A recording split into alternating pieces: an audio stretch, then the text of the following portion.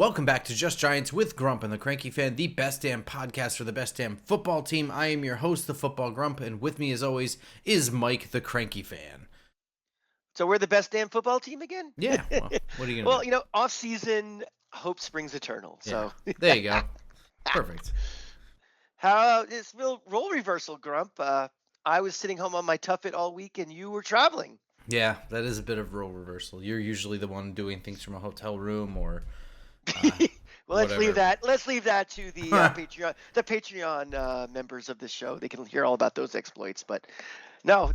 This is our annual post Senior Bowl wrap up where we get to interview you, Grump, on your trip and what you saw, and give us any assurances that the 2005 football Giants will be any better than the last decade. Well, I can't issue any assurances on anything, but Well, it's hope springs eternal. It's off season, so there you go. Yeah. so basically, overall, how was the trip? I mean, what's it? This is now your third or fourth trip, so you're kind of a veteran at this. How was the trip, and what's it like working with Bobby and Justin now that you guys are all kind of in the groove with this? Yeah, so this is my fourth trip. I actually was having trouble remembering myself. I have the lanyards hanging. Actually, you can kind of see it in the picture there. Lanyards hanging from a thing. I had to count them. Nice. Some things we have down to a science. So in a lot of ways, we're able to hit the ground running like a well-oiled machine. Like we split up for practice because everything is sort of going on all at the same time. That you kind of have to come up with a game plan, and you start to miss out on things. Which is, it's funny to say because like there's so much like quote unquote downtime with practice because they have to stretch, they do special teams drills in which you're really not seeing anything. So like there is all this downtime, but like what that means is that like the uptime, like the pay attention time is so limited. So like you have to be ready to be like, oh, they're doing this drill, I got to get my ass in position so that I can see every rep because And that's it. and the thing about Talking Giants is it sounds like a really good production, but it's really just Bobby and Justin do 95% of the work on that show, and they're it's them and you out there. I mean, was there anybody else besides the three of you there? Jeff was there. Producer Jeff was there. Okay, my apologies to Jeff. Yeah, well, I'm but sure I you do mean, a fine job also. But I mean, you don't have like a whole crew like when ESPN covers it. There's like 80 people. It's the four of you guys. yeah, Lord no. And we used to have the talents of Robert Schmitz as well.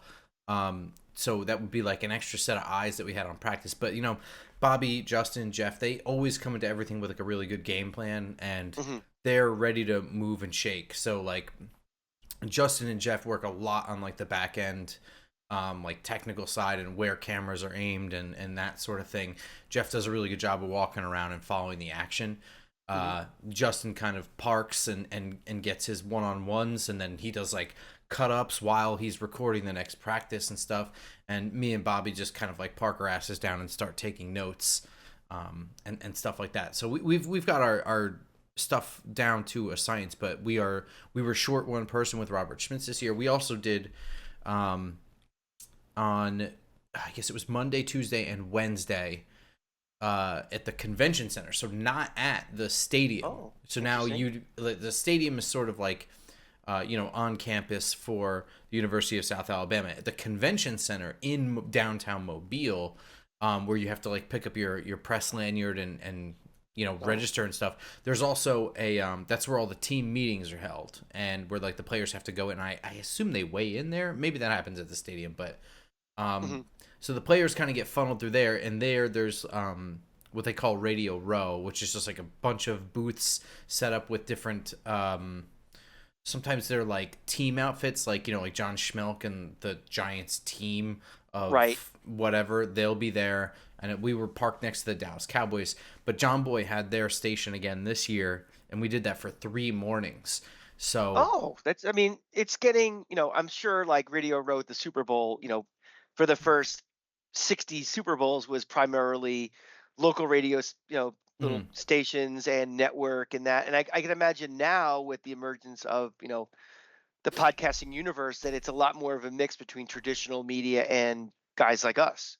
Yeah, I think so. It's a little hard to tell, but it seemed that way. And that's sort of like a dealer's choice in who's available, Hmm. in terms of the players. So like some guys have more meetings than others. Some guys are requested by these stations more than others. So if we were kind of at the tail end, so like if they already went through like 5 interviews up front, they're probably not going to hit a sixth. So Hmm. and other guys have certain, I wouldn't say injuries, but just like equipment things that will force them to leave radio real early. So like some guys got to get taped up or something like that. They're going to have to bail a little bit early. So you kind of get like a random hodgepodge. But I actually kind of like that better because um, I don't know. I think you get like a different blend of personalities. So they Yeah, interviewed, I think, 8 guys. And a lot of them were really, really smart and charismatic guys. yeah. I mean, well, I just think it's really been a benefit to um, the individual players. Even like starting with high school. I think now that high school recruiting has become so much more of an industry and so much more polished and professional that these kids are so much more prepared for the quote unquote the process. And they are going through recruiting with multiple colleges and dealing with head coaches there. Then they get into college. Then you get to this point, and they're so much more mature now. They're so much more media savvy, and a lot of these guys, they control their brand. A lot of these guys, you know, they control what they put on Instagram. A lot of them have their own podcasts. A lot of them, are just a lot more media savvy. And I think that's great for them because a lot of reasons why, kids in college and rookies in the NFL, they don't do as well as they're not mature and prepared for it. And I think you're seeing it, year over year. And I think that's great. And you saw the results, on the trip. Yeah, it's a really difficult set of skills. I mean, you already have the super difficult thing of being one of the elite athletes in the world that has to wake Hmm. up and train every day, and football is a super complex game. Like we're not really talking baseball where you go out there and hit some balls and you field some balls, and there's not really a whole bunch of complexity in terms of things you need to study with baseball. But football, I mean, oh my god. Yeah. And then on top of it, you have to be able to just answer questions well, speak well, be knowledgeable. Yeah. If you're at a certain position where you're going to be in front of cameras a lot, you kind of have to be more well spoken. It's like this whole other extra skill set that even I certainly wouldn't be able to do it at the age of 21 that these guys are doing. They Sure. really have to. Sure. Even now, I can't even watch my mouth, and I'm 37. So I have my finger on the button right now to dump you every time you say something naughty. Yeah. exactly, Yeah. yeah. So it really is. Kind of a different era for that, and some guys were really really impressive. The first guy that we sat and interviewed was Tez Johnson, the wide receiver from Oregon, and Hmm. he just kind of sat down, and they were like, what's if you had to do like your desert island play, like 3rd and 5, 1st and 10, doesn't matter the situation, this is the play you want to run. What's the play? And he's a wide receiver we're talking about right here, Hmm. right? Hmm.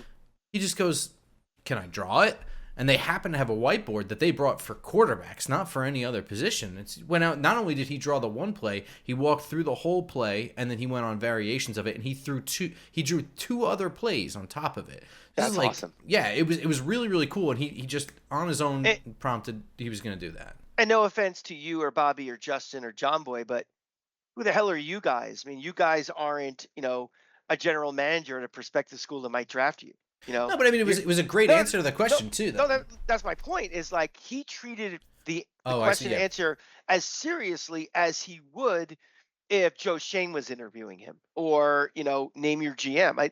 That's really impressive and professional and mature for somebody to do that because it's a podcast. right. That's not it's not ESPN, even it's not Fox Sports. It's you know Talking Giants, and Yeah. that's really impressive. Yeah, I thought so too. Because you're right. There are people down there, and you're like, oh, that's Diana Rossini. Like, you know what I mean? Like, this is not a Ooh. small time event. There are recognizable faces and names, and we are not that. So to treat everything equally is I think just a huge indicator of character. You know what I mean? Just like Yeah, a high character guy. And it's I don't everybody. I don't know. Maybe it's more emerging now, like you're saying, among younger guys. I Yeah. just think these guys are so much more polished than they used to be. I think Again, it starts at a younger and younger, recruiting used to start, junior year. Now it starts your freshman year. The emergence of social media, the emergence of controlling your own narrative, all of these things have a net positive on the process. And this is the fruits of it. To answer your question about the trip itself, though, in some ways it was better than others, and in some ways it was worse. I got down there a day earlier, so I missed the championship games almost entirely as I was traveling. So I didn't really get to watch them, which sucks. But that allowed for a lot more flexibility because flying in on Monday, I usually can't even get to the convention center in time to get my credentials. So then it becomes a scramble Tuesday morning before practice, picking Yeah. up credentials there, and then shooting over to the other side of town. So that was kind of nice. Like we were all nice and settled Monday before any practice. We had everything all set up. What they did, we did Radio Row 3 days though, and that's from 6 a.m. to 8 a.m. So that meant 3 straight days of getting up at 5 to, Which is really six because it is Central Time. well, it's 6 for you guys, sure, Yeah. but I mean, relative to us, I mean, we're up at 5. Monday morning up at 5. We're over there, with our coffees at 6, interviewing players until about 8, and Hmm. then that time is over, and then we kind of we had the rest of the day to plan out the rest of the week. But you're up at 5 on Monday, then you're up at 5 again on Tuesday, and you go straight from Radio Row to practice 6 to 8, and then 9 to 11 or whatever. You get a small break in between, and you're working till 2, and then after that we're setting up to do a show right after. So then we're doing 2 shows. We did one for JM football, and then we did one for Talking Giants directly. So those are available on YouTube. Check them out because that really is like, this is, we're just going to talk whatever, but the in-depth stuff is right there on Talking Giants and JM Yeah. football. But you do 2 shows, and then suddenly it's 6 o'clock. You haven't eaten dinner yet. You eat dinner. We're not really getting back till like 8 o'clock at night. We've been going since 5. You do it 3 days in a row. It's pretty tough. Yeah, the guys in the Rock Quarry are really shedding tears for you, but No, I but know, it, I it know what you're is talking about. I nonstop. know, I know, I know. And what you're then saying. on top of everything, this Yeah. year in particular, we had a shitty Airbnb. I'm just gonna go right out and say it that we had a bad one. It was especially bad because it wasn't the initial one that was offered.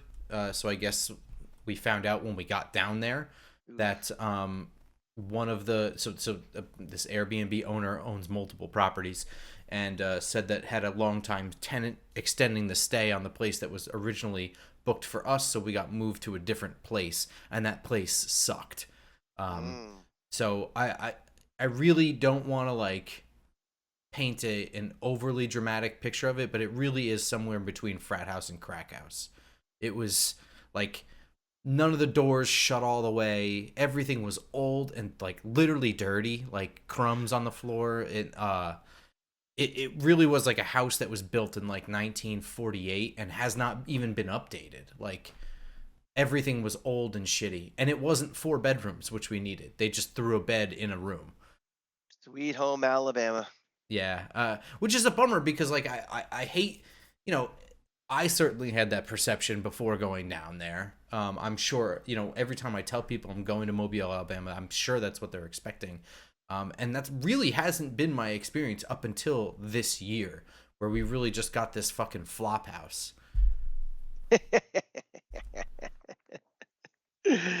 All right. Well, you survived with Mm-hmm. no bed bugs or No, thankfully, but it really was, it was gross. I'm not gonna. It was not what you'd expect from like Airbnb quality. You'd be upset if you had gotten Well, this is my plug for Marriott. They're not it. sponsors, but I'm a Marriott elite, and that's why I stick with them because I know I'm going to get something good. So What's if really you funny. guys want to shower us with free rooms, you know where to find us. Well, so On there are downsides to hotels. So one of the reasons we prefer the Airbnb is that we're all kind of joined together, because we get like the house to ourselves, but also the internet. So like when you have just us using the internet versus an entire hotel full of people trying to use the internet at the same time, like for Justin and Jeff and what they have to do at the end of the night with uploading stuff and whatever, like Justin used to be up at like 2 in the morning trying to upload things from the hotel, which is why we Oof. switched the Airbnb to begin with. Hmm. Oof. What is funny is that we had a bunch of Verbo ads going on the TV, pretty much highlighting all the downsides to our Airbnb. um, let's talk about what you saw. I guess now let's get into it. So, um, I wasn't there, and honestly, I had a lot going on this past week with multiple games going to and stuff. So I'm going to try to basically interview you, and then let you can tell me. And if you haven't seen any of the coverage yet on Talking Giants, like Grump said, go over to their channel. There's tons of clips and tons of pods and things to listen. But I'll give like the kind of the taste of that for the people that don't follow them or anything for right now, and get me up to speed. So I guess going down to Mobile, I'm sure you had a couple of guys that you had on your list of these are the guys I need to see and I'm really interested in.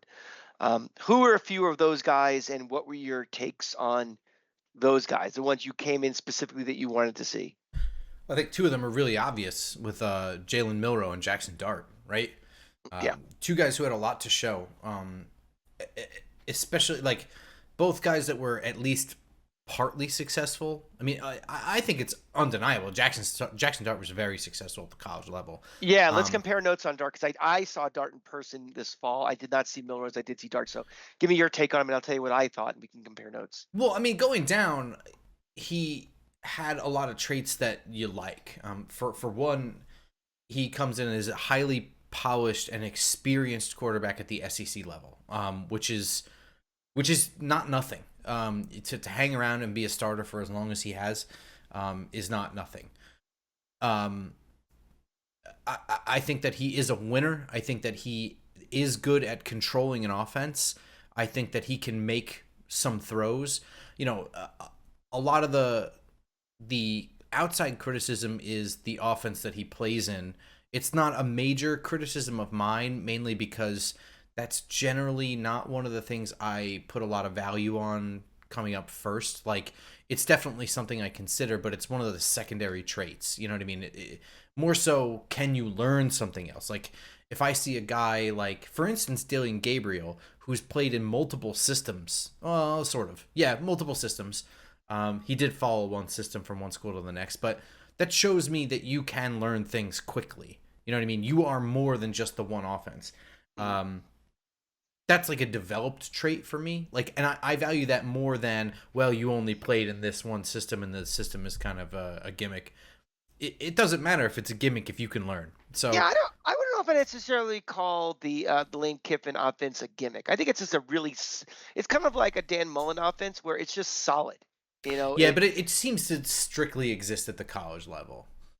It's too simple on the quarterback to really survive at the NFL level. I guess. I mean, yeah, a gimmick is a harsh word It's for not a it. gimmick. Gimmick is Tennessee's offense, or Yeah, yeah, you know, where I'm just rushing as fast as I can, or doing a triple option or something, just like yeah, what I can't prepare for this because it's not something I'm going to see.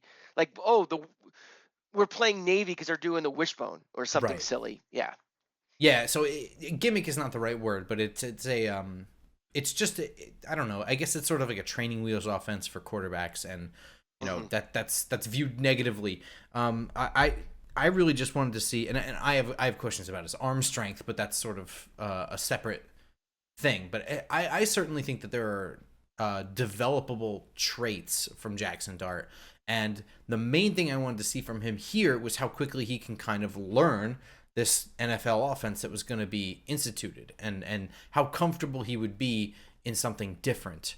Okay. Because that seemed to be the big outside perception of him. The big outside negative is the system that he played in, and so that was I certainly have my eyes on Dart. And as far as Milroe goes, Milroe, you see all the athletic tools in the world, and a guy who's just not very good at quarterback. So I wanted to see how he developed throughout the week. And honestly, none of the quarterbacks really impressed down there. Like, and not in the way that sounds like they did poorly. Like, we weren't seeing a lot of throws hitting people in the feet or just totally communication on throws. It just felt like every single quarterback down there was a bit gun shy. Like, normally you hear a lot of oohs and ahs because they're just ripping it. And especially in one-on-ones where it's like, who cares? Just rip it. You know what I mean? Throw to the spot. It's also a drill for the wide receivers and DBs. and there just wasn't a lot of that. It just felt like all the quarterbacks were kind of gun shy, which was a Hmm. huge disappointment. So, watching the game was a little bit of a breath of fresh air, because I actually saw, offense being played during the game itself. But during the practices, it was very, very low energy and tame. Hmm. Very interesting. So your take on Milrose, is it kind of increased or decreased after this? Like we kind of talked about him like that would be like your, I don't know if you draft him necessarily like he's going to be your starter on day one. He'd be more of a project, more of a guy that you, do you still feel that he has that potential, someone you'd be interested in, or just you take a pass on him? I mean, am I drafting for the Giants? Yeah, yeah, of course. I'm taking a pass on Jalen Milroe at this point. He didn't really move up my draft board at all based on what Okay. I saw down there. Hmm. He didn't really move down either, but he did absolutely nothing. And like, he has to show he had the chance to do the most good for his draft stock down here. Yeah, I felt like he was, because there's always one guy every year where just, you know, as soon as the last college game is over, up until the draft, does that rocket. Mm-hmm. He's the hip thing, whether he has, a great combine number, or looks really good in these Senior Bowl practices, or just a He great, nails interviews or something, yeah, or he has a good pro day, or just something where all of a sudden, because we also have 4 months to talk about this, where that's the guy we start focusing on. And I always thought that this was going to be the guy that if we get to the end of April, oh, Milrose is maybe the second quarterback people are talking about. So it's interesting that you say that you think that is a lesser of a possibility in your mind after what you saw just from this one data set. I mean, this is not the end all be all of everything, but the Milrose rocket ship campaign really hasn't taken off yet, in your no, I opinion. would say, yeah, and that's really what it for me. Like, Jackson Dart had a lot he could have shown in this too, and he really didn't. But he didn't go down because I didn't think he really needed to show me as much as Jalen Milroe. Like, I thought that, coming out at the end of last year, Milroe had to show a lot of improvement to really catch anybody's eyes. But he Hmm. certainly has an intriguing skill set. I mean, like, it would be stupid to ignore that. But Right. the fact that he had so much ground to cover in such a short amount of time, this was a major week for him, and I don't even know if it was his fault. These are coached by different coaches every single year, so the practices are kind of run different every year, Hmm. and you get a couple down tempo practices, and it's one down tempo practice is 1/3 of your chance to show somebody something. Okay. So, Okay, so those are a couple. Yeah, any defensive guys that you're going into that you were interested in? um, were there defensive guys that I was interested in seeing going down there? I don't know, because I, I really kind of focused on offensive line heading down there. So there Okay. were, like, I was really interested in the offensive tackle from Oregon, Josh Connerly, who was Hmm. down there.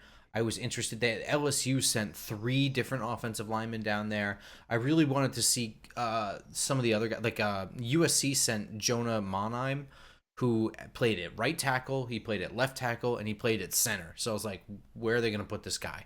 So Hmm. there were a number of guys I was really looking to see on the offensive side. On the defensive side, I recognized some names, but I didn't come into the week having done like prep work on any of them yet. So I just sort of, while I was down there, looked up, like, Trey Amos was somebody that I took a look at, Old Miss corner. Um, and I think I took a, like, that was like what we did Monday with our downtime. We kind of did some prep work. Um, but that being said, a ton of defensive guys really popped down there, and I would say for the most part the trenches in general popped down there. So it didn't really matter that I didn't do any pre-prep work on them, because we spent a good deal of time watching the offensive linemen and defensive linemen anyway. Okay. Yeah, that's gonna kind of lead into my next set of questions. Guys that weren't on your radar, and all of a sudden you walk out of there like, wow, these guys are gonna be something. Either something the Giants should look at, or just in general in the board. Who are a couple of those guys? Yeah, Mike Green out of Marshall, edge rusher. Kind of a speed guy. I think he's a little over 6 feet. He's only like 248, 45 pounds. This is just not It's not too little or anything like that, but this is a speed guy that we're talking about. And he left Marshall with like 17 and a half sacks or something insane. And you look at his highlight film and you're like, he's just running all over the Sun Belt Conference. But like, you know what I mean? It's truly those like man among boys scenarios. So you get down here and it's a different story. And I really was hoping, and this happens kind of a lot, is you get guys in their comfort zone. You do one-on-one O-line versus D-line drills, and you just get unrealistic situations, right? Mm-hmm. You get like Mm-hmm. an edge rush who's just going to run all the way around. It's just like, there's going to be other players. You Yeah. can't, but so for Mike Green, I wanted to see him do something other than his speed rush, and he did. I mean, he had the highlight rep down there. Knocking a very good offensive tackle on his ass, just straight speed to power.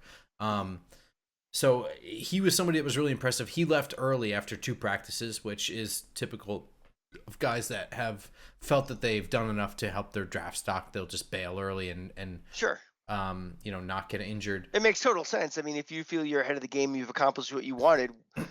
Yeah. What are you trying to do? Win MVP of practice? What's that going to do for you? You make your point. Yeah, especially and it's usually guys who have solid tape to go off of, right? Yeah. Like a Jalen Milrow is somebody who has so much to show at the Senior Bowl. It's not really in their best interest. But a guy who had 17 and a half sacks during his regular season, comes down here. He has 2 really good practices in a row.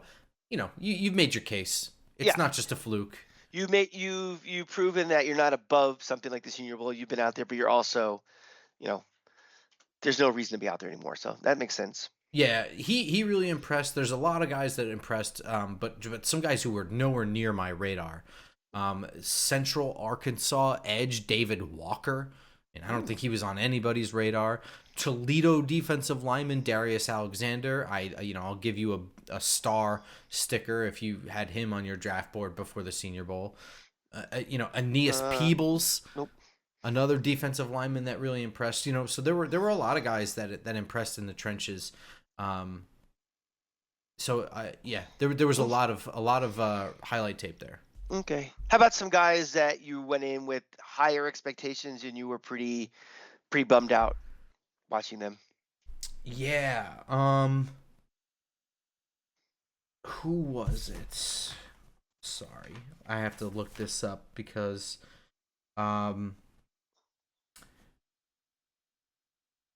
Xavier Restrepo, receiver from Miami, was someone that I thought would do really well down here. And he was largely invisible.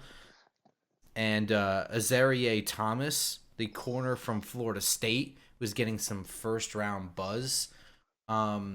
He had a pretty good game in the Florida State game. He had a couple of pass breakups, I remember. So I mean, like, he wasn't terrible. The first day he looked pretty bad, but that's not always, with one-on-one wide receiver versus DB drills. Sometimes it's just a bad matchup. You know what I mean? Like, it's not realistic, especially like you get an outside corner trying to cover a slot receiver, and it's going to be tough for the outside corner to win every time. But, the first day he looked pretty bad. Second day looked like he was in good position a lot of times and just wasn't finishing. Like, he had two plays, I think, in a row where he was in great position and still allowed the catch because he just wasn't finishing the play. And then by the third day, he had a pretty good day. But, for a guy who was coming down there with first round buzz, I was expecting him to be one of the guys who was going to leave. So yeah, those were 2 guys. Okay. But overall, you saw a lot of stuff like to help form your opinions. I mean, obviously it's a little early now to say, well, that guy the Giants should take in the 3rd round, but you're getting, like I always tell everybody, like, this is just another data point, another thing to, we'll watch the combine results and see how they do. We'll see, results from their media days and their pro days and stuff. But overall, it seems like you did you see anybody, I guess, specifically from that lens of a Giants fan, or like, this is somebody that would fit, our defense? Yeah. Yeah, I guess talk about maybe a couple of those guys that were possible. Sure, yeah. So in sticking with the defensive side of the ball, there were a number of guys that I could do, and I could do it at every single level. So I'm just going to rifle through some names. Yeah, I, yeah, I yeah. already mentioned on the defensive line, I think Darius Alexander could fit very, very well. A guy who would immediately help this porous run defense, would fit in nicely either behind or next to Dexter Lawrence, depending on the subset, and also can get through and rush the passer. My favorite guy in the defensive line is actually a Gator. Cameron Jackson, I thought Yeah, was an absolute fucking monster. yeah, let's table him for a second because I have a special Sure. Gator corner at the end of this. Yeah, that's fine, but he's Yeah. certainly somebody. I mean, you could plug him right next to Dexter Lawrence day one, and you'd be okay. But the Giants honestly should be double dipping at that position anyway. But Hmm. I could see him being a tandem with Dexter Lawrence for the years to come. That would be formidable. At the edge position, I already mentioned Mike Green. The only other one that I could really see at the edge position that really kind of sort of fits with the Giants is Princely Umanmielen Oh, from Ole Miss, but also formerly of Florida, right? well, we disowned him, so fuck him. But yeah, Okay. yeah, yeah. But he is that was a real loss after the 2023 season, him transferring into Old Miss. So yeah. Um, Heading into the back seven there were a couple of linebackers that I thought showed up, and linebackers are hard to judge in practice because like they run some drills and it's like it's a running play every time, so you don't get a realistic idea of what the linebackers would be thinking in their head. And then you know only so much of practice is like a 7-on-7 or an 11-on-11 where you're really getting a Hey, good look. But can I ask you a quick question? yeah, Did you talk to any coaches at all that were at part of nope. the staff 70s? Because I'm curious how they play call for games like this. Are they trying? I don't think they're necessarily trying to win, but are they trying to make it as even as possible, like an even distribution of running and passing to showcase players, or are they just like, No, they don't do it as a showcase. They call vanilla plays.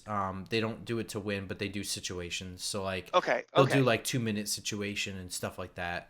okay, But it's mostly vanilla. And there's some silliness like they did. There was like a halfback pass in the game and stuff like that. okay, but they're not doing like, oh, we're just, they ran the ball 13 times and passed it twice or something, which No, does. it's never really like that. No. Okay, good, good, good. Okay. But I thought linebackers Shamar James and Demetrius Knight looked really Mm. good.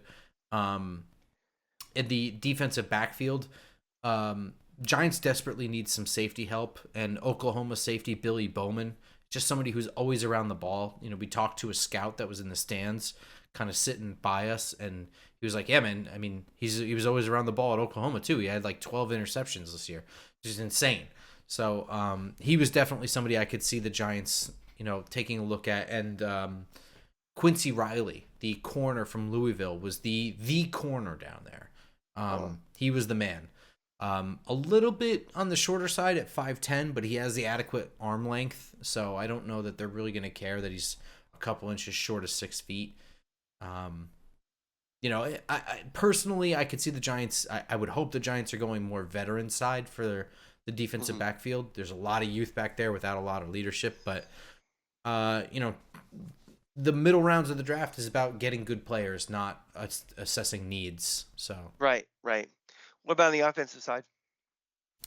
not a lot on the offensive side really. Like I said, like none of the quarterbacks really stood out. Running backs, there's some good guys, but I don't really think that's a need for the Giants. Tight end, same situation. I think they're invested in Theo Johnson for the time being. But if you really wanted to look at tight end, Harold Fannin from Bowling Green looked really good down there. A good receiver, good move blocker. Hmm. So somebody at the wide receiver position, there's a couple guys, right? At the top of that, I would say is Tez Johnson, the guy I was mentioning before from Oregon. He's a Hmm. slot receiver. They don't really need that right now, but Wan'Dale Robinson's in the last year of his contract. A little bit of a controversial figure. I'm not sure if he's really in their future plans, but if he's not, then they're going to need somebody behind that. Um, TCU receiver Jack Betch, I thought was incredible.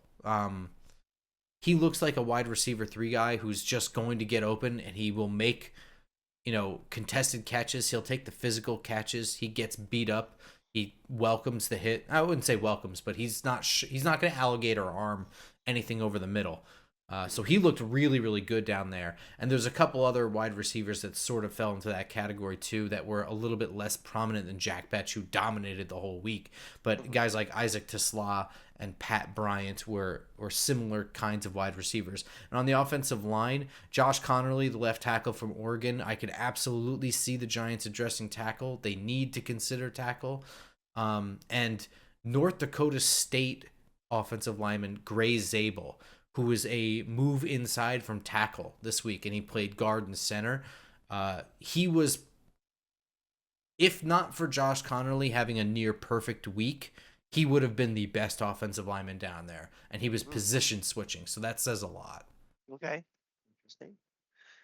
All right, well let's go to one of my favorite topics, which no one else probably cares about, but a little Gator corner. My Gators had three. Well, we really had four guys down there, but three I really want to talk about because one was a punter. You mentioned a couple, but let's stick for right now on the offensive side. Jameer DK, wide receiver slash punt returner. What did you think of him? So DK was somebody that I was sort of expecting to stand out, Hmm. and he kind of didn't. Like, he didn't do anything bad, but he didn't really do anything good either. And what's interesting is he's someone who's, I wouldn't say I'm familiar with his film, but I watched some Florida games this year, so I'm sort of familiar with his game. Hmm. And I thought he would be one of those guys that was gonna win 50-50 balls. He'd stretch the field, but he's not really like a burner or anything Hmm. like that. Hmm. Um, but he just didn't emerge that way, and some of that could have been, like I said, the quarterbacks really weren't pushing anything that we Right. usually see. But he didn't really stand out. He didn't do in either good or bad way. He was just a guy down there. Yeah, to me, at Florida, he wasn't a guy that's going to stand out necessarily, but was very solid. You know, he made big catches when it was needed. Um, Yeah, I was did gonna a say he was like a big catch guy though. Yeah, did a good. Wasn't spectacular, but solid and steady. One of those guys. Return guy also. I think that's something. I think that's going to help his stock that he has that extra component. And I'm thinking about the Giants. That if he could be a guy that could be like a fourth receiver on this team, but also could be Number one you know punt your returner. exactly. Yeah, Yeah. I could see that for sure. Okay. And then the other two guys on defense, you kind of briefly, but I want to dig a little deeper on them. Let's start with Shamar James. He was I believe he was a five-star recruit. Billy Napier's first year at Florida.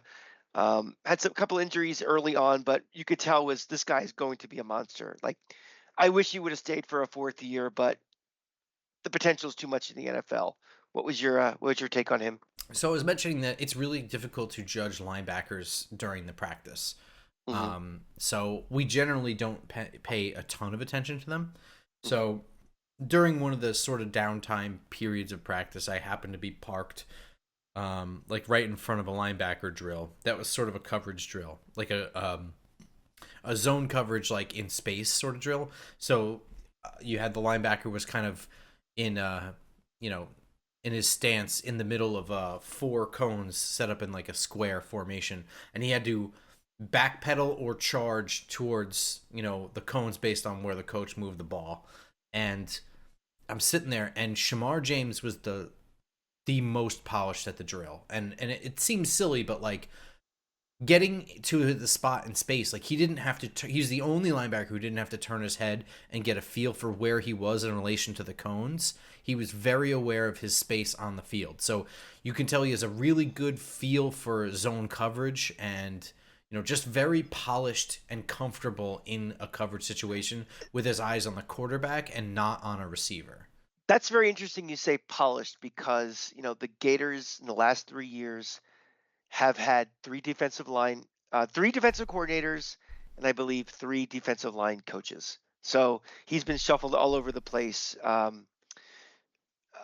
coaching wise. So to see him that polished, that's a testament to him.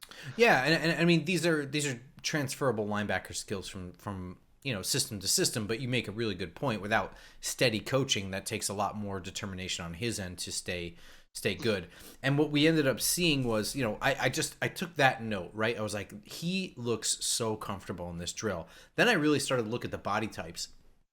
And the first thing I zeroed in on was this dude's thighs are gigantic. Yeah, yeah. And then I just, I just kind of took him in among the other guys. And like, you can see the other guys are sort of still growing into their bodies. This dude already looks like an NFL linebacker. He's set. We have our tailgate for Florida games in Gainesville. We have a tent right on the Gator Walk, and Mm. we are fortunate just through who we know. We get a lot of recruits come into our tent, and Shamar James was one of the first year that we started getting these guys come in, and I got to meet him really briefly. It's just like this guy's a man. Oh, yeah. How is this kid? 17 or 18 years old. You just look, some of these kids that come in, they might be 6'1", 6'2", but they're like toothpicks. Yeah, they're bean poles. Yeah, and then this guy comes in, it's like Jesus Christ, this guy's gonna be a monster. So Yeah, so then I actually got to see him in one-on-one drills with the running backs, which mhm, is it's a drill that's tipped in favor towards the running backs, and he made 2 back-to-back really good pass breakups. One on an out-breaking route by Trevor Etienne, who's an outstanding running back and a really polished route runner for a running back. It was a good pass. It was just great positioning and coverage by Shamar James. There's another one that was the SMU running back whose name is escaping me, but he just kind of like Brashard Smith. He ran right past him. And he made up ground and watched for the hands to make the catch and made a pass breakup in the end zone. It's very, very impressive. since you brought him up real quick, let's detour from Gator Corner to Gator Trader Corner. How did Trevor Etienne look? It's real. The 2 positions that are the hardest to judge are running backs and linebackers. Okay. Because the running backs, it's like you don't really hit in a lot of the practices, so then they just keep running. And you don't really get a sense for their contact balance and a bunch of other things. But a lot of the running backs looked very talented. This is a deep running back Senior Bowl. You had Trevor Etienne leading the pack. He looked like a sharp cutting, elusive, fast running back, like just very, very good. And you had other guys in there that were making it. Ollie Gordon from Oklahoma State. First of all, we met him and interviewed him. That's like the biggest dude I ever saw in my life. And like you watch him running, he looks like Brandon Jacobs, man. I don't know. I should know offhand, but I don't know offhand how tall he is and how big he is. But he really looks like he's like 6'2" and like 235. Like he's a big mother. So I mean, and you also have like Marcus Yarns, this Delaware kid, Devin Neal, this Kansas kid, and Donovan Edwards, who was Donovan Edwards was on the cover of the fucking college football video game. So they had a lot of really talented running backs down here, but it's just not the place to really showcase what their Can you talents see? fully Can encompass. you see during like the practice and scrimmage like their pass blocking at all? Is that like a drill they do or?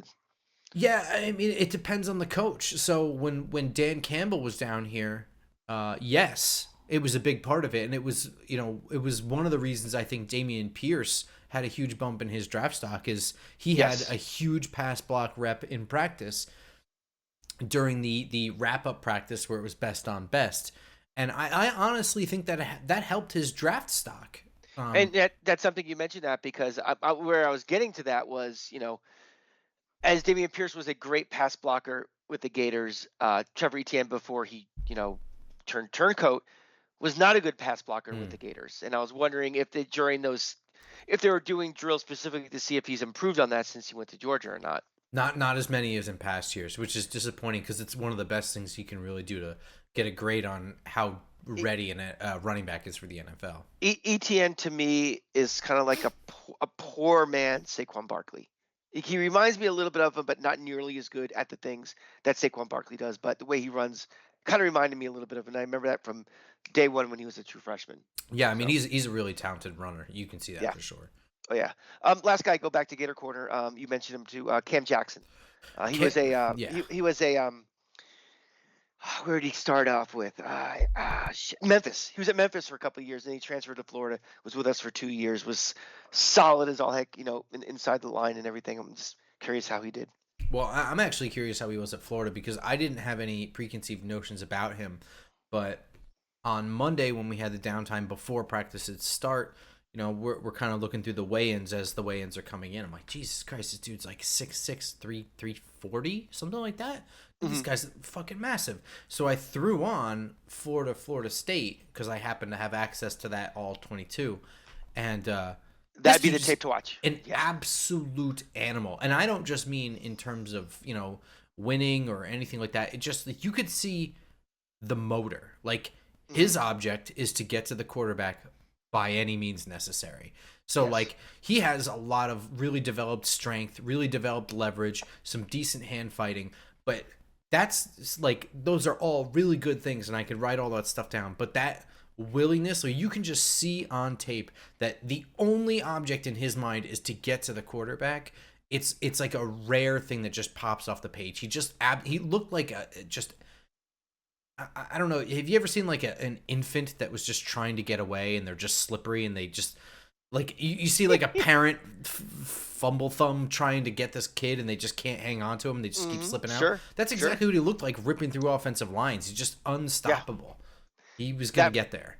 that Florida State game was the tape to watch for him too. Granted that was not a good offensive line at all, but still, he was an absolute beast in that game. Yeah. Yeah, and so what's interesting is that what caught the headlines was that Deion Walker, the defensive tackle from Kentucky, came in at 6'7", 350, and everyone was like, watching him just bash around, like tackling dummies and pads and stuff. And he had terrible practices. I mean, Deion Walker is he's got all the strength in the world, he's got all the size in the world, but he stands at hit the full 6'7". He doesn't get low enough. His leverage is poor, and you're watching 5'10" offensive linemen just stonewall him. And that was really the difference. You have guys that are similar sized, and Cameron Jackson was an absolute monster down there, and Deion Walker was simply a very large human being down there. Yeah, I mean, you at certain point, it's no longer your physical traits that make you succeed. You actually have to have skill. And some people, they top out in Pee Wee, some top out in high school, some top out in college, and some people, when you get to this level where everybody on that field is really good, you can't just be the big guy anymore. And that's probably what happened. Yeah, this is sort of the big equalizer. And Deion Walker, I think, did get a little bit better as the week went on. So that's certainly something that you'd want to see from a guy like that, who probably was able to rely on size Mm. and strength throughout most of his life. Right, right. All right. Well, it sounds like, you did a lot of great, valuable work, and, you're starting to get thoughts as you get ready for your draft board and your, the evaluations. That's going to be a big part of what we're going to be talking about for the next several months, right? I hope. Oh yeah, I mean, so coming up this week on Wednesday, I don't know when it's airing, but on Wednesday I'm recording with Talking Giants, where I think we're doing a Senior Bowl only mock draft. Um, Ah, so that has all kinds of rules and stipulations to it. So you can follow the Talking Giants guys for that episode. I'll be on that. And cool. next week we have the Super Bowl, so you and I will be talking about that. And then from everything going forward is going to be about assessing the roster and fixing the roster. Yeah, I mean, we got a lot going on because I believe this Thursday is the Hall of Fame vote. Is that true? I think that's right. Yeah. And if that's the case, we have a potential nominee in it, in Eli Manning. So Right. we may want to jump on there really quick if he gets in, or do you want to make a prediction right now before Thursday? Do you think he's getting in on I the think first ballot? I think he's getting in. Yeah, I mean he's become such a major integral part of the NFL on like the good guy side. I think Yeah. they like to parade him around at the Pro Bowl and be goofy and be a clown, and they enjoy the Manning cast as a whole other way to appreciate football for different levels of fandom. And I think that I think that he'll get in on a first ballot. Yeah. Let me rephrase the question. Is he a first ballot Hall of Famer? Um, 'Cause I thought about this long and hard. I don't know. You thought about it long and hard, so I mean, you have probably a much smarter answer than me. But I find the difference between first ballot Hall of Famer and any other kind of Hall of Famer to just be like the most razor thin. Like at a certain point, when we analyze things, and I have a different standard for the Hall of Fame than the Hall of Fame seems to personally. I think I have a higher standard, but I think at a certain point, a Hall of Famer is a Hall of Famer. So the first ballot or not comes down to a lot of times timing with other players, right? Yeah, I think that's more of a case in baseball than it is with, because there's a lot. That's definitely true. It's Yeah. a lot stringent, harder to get into the Hall of Fame for baseball. Like football, how many get in each year? Got a handful, but in baseball it could be, if you don't reach 75% of the vote, you're not getting in. And there's years where no one's gotten in. Like, nope, nobody made it. So Yeah. I've thought about this long and hard. I am very tough in my thinking about, are you a Hall of Famer versus are you just an All Star? And you have, like, the NFL has, are you an All Star? Are you an All Pro? Are you an All Pro? Are you a Hall of Famer? Are you a Hall of Famer? Are you a first ballot guy? And I think they are very, and I am a very tough grader. My rule of thumb with all of these things are, if I have to think about it, you're not. And Eli, everybody knows on this show that I have biases and I have grudges, which I hold a lifetime. And I didn't like Eli Manning in college because of his brother. I didn't like Eli Manning in college because he beat Florida twice. I did make the comment when we traded for him in the draft. You know how I like Eli Manning? Win me a Super Bowl, I'll buy his jersey. Son of a bitch won two. I have two Eli jerseys. So I can be persuaded into liking people beside my biases. Eli Manning is going to go down as one of the, Mount Rushmore giants of all time. He's not the best giant of all time. You could argue if he's the best offensive giant of all time. We'll do that sometime when there's a slow week to discuss. But he's not he's not an all-time elite greatest quarterback to me. I mean, the two Super Bowls are a huge, selling point to me, but the 500 record in so many years, and the quarterback and the touchdown to interception rate and the stuff, it's it being a first ballot should be really, really, really special. I was against, like, in the Baseball Hall of Fame. I didn't think that Mariano Rivera should have been a unanimous first ballot guy because, well, nobody else had before. So why should he? So I I think I'm kind of agreeing with you that I think because of all the ancillary stuff, he's going to get in because he's a very, very, he might be one of the most popular people in football right now. And he's been out of the league and probably more popular since he's been out. And that's going to help his candidacy like it's helped, Keith Hernandez getting his number retired with the Mets. Well, he's popular as an announcer, so he's going to get these extra things. And I think he's going to sneak in as a first ballot. I'm going to celebrate it and be happy for him. But I think he's a Hall of Famer that, if you're properly slotting him, is probably a Hall of Famer for next year. I mean, I would, if it's me judging who's a Hall of Famer for all time, I don't think he qualifies. As a Hall of Famer, period. Yeah, I mean, but I have a Okay. super high standard for that. So like, you either Hmm. have to have done something absolutely record breaking or transcended the game in some way, shape, or form, where the game ultimately changed because of something you did, right? Like, Hmm. so Joe Namath may not be statistically in there, but I understand and I can appreciate Joe Namath entering the Hall of Fame for transcending the game, making the game change because of something that you were a part of. Yeah. Um, just the same as I could say, for Charlie Connerly in the forward pass. You know what I mean? Right. Um, Right. but but ultimately, like, if you're picking quarterbacks from the era that Eli was in, you look at guys like Drew Brees, and it's just not even close. Which one you'd rather have? Which one was better as a quarterback? Right. Right. So I don't think personally that Eli Manning is a Hall of Famer, but based on what are the Hall of Fame credentials that we know of, and that other guys that have gotten in, I think he is one by the standards that have been set, and I think that just based on the NFL and what it likes to portray, I think he's in first Uh, ballot. Yeah. I mean, the two things that are so much in his favor that I think will overlook everything just to be in the Hall of Fame to me are obviously winning two Super Bowls, and not just winning two Super Bowls while winning one of those games in 2 years at home. I think it's quite, and one of those teams you beat was an all-time greatest team ever, undefeated team. I mean, there is something. football is, there's shorter seasons, less games you play than baseball or basketball or hockey, where individual achievements and individual games do matter more than other sports. Agreed. And also, kind of on the flip side of that coin, it's kind of contrarian to this, is that the consistency of playing for whatever you played, 17, 16, Oh my 17 God! years. If it's not appreciated now more than ever, with guys like Joe Burrow missing huge chunks of time, you know what I mean? Right, right. He missed, how many games he ended up missing, and none of them were due to injury. It was,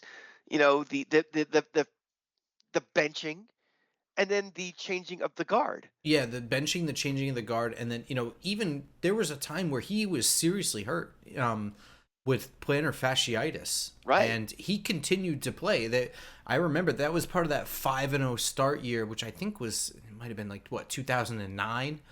Hmm. They had that 5-0 start before they ran into the brick wall that was the New Orleans Saints, but that first game back where they played Tampa Bay, he could barely move, and Yes. he played a half, I think, and they were up by like 28 points or something, and they were able to just bench him. That's Right. incredible, man. Yeah. Yeah. And the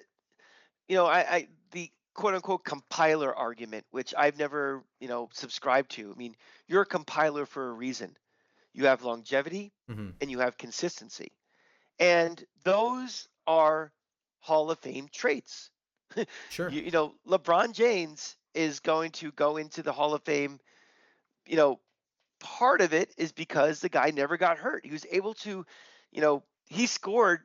He's going to score a considerable amount more than Michael Jordan did because he had that sustainability over a long period of time. That's one of the arguments for it. So those are very important things. That to me says you're a Hall of Famer. You know, People dismiss, oh, you compile those stats, doesn't really matter. It's like you have to play at a certain level for a very, very long time, and not many people can do that. And Well, I that's think a also you're trademark. talking about Sure. quarterbacks too. Like you have to be a starter for all those years and not miss time. Like there are guys Yeah. who've been in the league a really long time, but you know, they're like think about some of the longest tenured guys right now at quarterback are like Josh Johnson. He's been a backup on most of the teams that he's been Right. on. Like there's very few of those guys that are in their 40s still playing, and outside of Aaron Rodgers. And like who's the next oldest? Matt Stafford. Probably. I'm looking it up as we speak. NFL starting quarterbacks. Not many guys are in their upper 30s and are still starters, and are still starters at a, you know, sniffing Pro Bowl level Right. either. All Exactly. right. Okay, here we go here. We're looking really quick. They got this new thing, Grump. It's called Google. Yeah. I have a whole computer right in front of me, but I'm not gonna Yeah, look if, it we, up. if we're doing this show in 10 years, I'll tell you about something called AI. It's really fascinating as well. As I vamp. Okay. Matthew Stafford is the oldest starting quarterback. This article is actually from 2023, so it's a year old. Stafford is 36. Russell Wilson is Oh, there 36. you go. Russell Wilson's been Geno around, Smith is 34. but So we're has not drop. been a starter the whole time. That's correct. So now we're dropping in age too. Derek Carr is 33. He's been around, yeah. Dak Prescott is the fifth oldest starting quarterback, and he's 31. Think about that. Really Mm-hmm. think about that. Jared Goff, 30. Tim Boyle, I don't think he's a starter anymore. Then this is going to probably blow your mind, but the eighth oldest starting quarterback is Patrick Mahomes. Yeah, isn't Does that wild? this think he just is still like, wow, this guy's like in his first 4 years has done all these things? He's 29. He's the eighth oldest. Baker Mayfield is 29. Baker Mayfield seemed a lot older than Patrick Mahomes. Josh Dobbs not starting anymore. Josh Allen was, so now he's like in the top 10. And then you get down to scrubs who are not even around anymore. So there you But go. yeah. I mean, well, something, this list also doesn't have Aaron Rodgers. Why isn't Aaron Rodgers on here? Oh, Yeah, because he's not starting because he was out, hurt. he wasn't starting. This is stupid.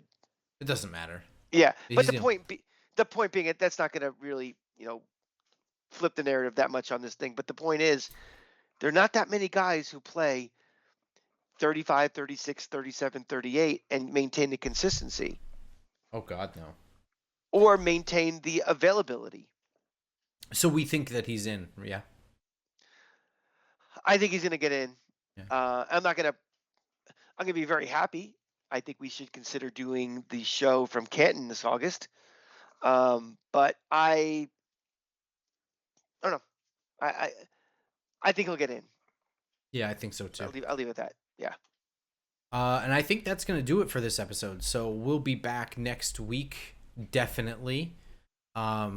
Most likely, definitely. For a Super Bowl recap, or are you I'm going to be? I'm gonna be on a ski trip coming back. We might have to push it a day or so, but we'll figure it out. Okay. And Yeah. it's possible that we'll have a brief thing if Eli Manning is on Thursday. Maybe we'll have a. Yeah.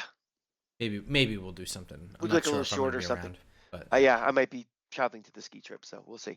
We'll figure something out. But of course, you can find everything on iTunes, SoundCloud, Spotify, and of course YouTube. And until next time. Yeah, thanks. By the way, thanks to all our new subscribers. We had a nice bump after Grump's Oh yeah, nice. mobile jaunt. So for all you new people, don't unsubscribe after this one horrible episode. No, actually, yeah. So this is a more laid back episode for you guys. For you new listeners who have stuck around for 1 hour. This is a laid back episode, but that's because we're about 2 weeks away from getting really heady into the draft and assessing the roster. So this is our slow ramp up to the meat and potatoes. Yeah. Yummy. All right, everyone. Until next time, go Giants. Go Giants.